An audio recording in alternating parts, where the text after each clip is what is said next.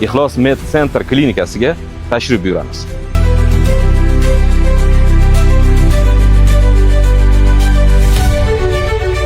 Hozirgi kunda jamiyatimizda bolalarning o'rtasida, nafaqat bolalar, kattalar o'rtasida ham bu muammo o'z yechimini hali to'liq topgani yo'q. Lekin Beshariqqa jamiyatga bu yangilik emas. Faqat buni biz tartibsiz amalga oshirganimiz uchun natijalar juda yaxshi emas. Gijjalarni, parazitlarni davolashda 4 ta oltin qoida bor. Birinchisi aniq tahlil.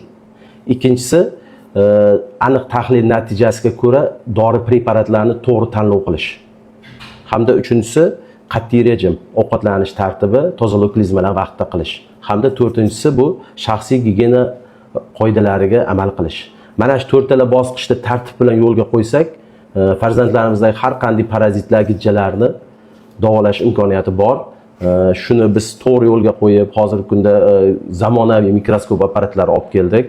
Hamda davolashda zamonaviy tomondan yondashib, yaxshi natijalarga erishib kelmoqdamiz.